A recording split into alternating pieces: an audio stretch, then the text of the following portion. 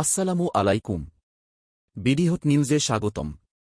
দর্শকদের জন্য এই মুহূর্তের সবচেয়ে বড় এবং উদ্বেগজনক খবর। জুলাই গণঅভ্যুত্থানের সম্মুখভাগের লড়াকু সৈনিক, ইনকিলাব মঞ্চের মুখপাত্র শরীফ ওসমান হাদি এখন জীবন মৃত্যুর সন্ধিক্ষণে।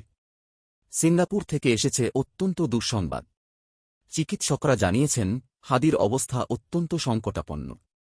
সিঙ্গাপুরে চিকিৎসাধীন শরীফ ওসমান হাদির শারীরিক অবস্থার মারাত্মক অবনতি হয়েছে। আজ রাতে সিঙ্গাপুরের পররাষ্ট্রমন্ত্রী ড ভিভিয়ান বালাকৃষ্ণান সরাসরি হাসপাতালে তাকে দেখতে যান। সেখান থেকে বেরিয়ে রাত ৯টা ৪০ তিনি ফোন করেন বাংলাদেশের প্রধান উপদেষ্টা ড মোহাম্মদ ইউনূসকে। ফোনে ড বালাকৃষ্ণান জানান, হাদির অবস্থা অত্যন্ত ক্রিটিক্যাল। ম্যাসিভ হার্ট অ্যাটাকের পাশাপাশি তার শরীরে ইনফেকশন বা সংক্রমণ মারাত্মক আকারে ছড়িয়ে পড়েছে। বিশ্বস্ত সূত্রে জানা গেছে, হাদির হার্ট, ফুসফুস এবং কিডনি বর্তমানে কৃত্রিম ভেন্টিলেশন সাপোর্টের মাধ্যমে সচল রাখা হয়েছে।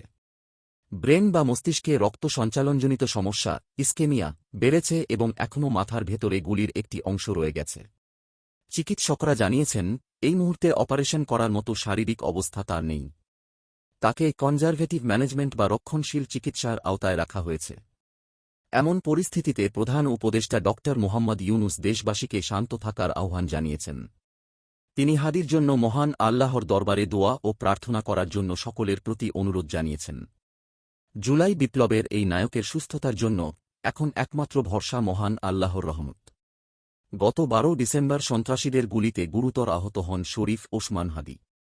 উন্নত চিকিৎসার জন্য তাকে এয়ার অ্যাম্বুলেন্সে সিঙ্গাপুর নেওয়া হয়েছিল। হাদির শারীরিক অবস্থার পরবর্তী যে কোনো আপডেট সবার আগে জানতে আমাদের চ্যানেলটি সাবস্ক্রাইব করে বেল আইকনটি চেপে সাথেই থাকুন। আমরা সবাই শরীফ ওসমান হাদির দ্রুত সুস্থতা কামনা করছি। আল্লাহ হাফেজ।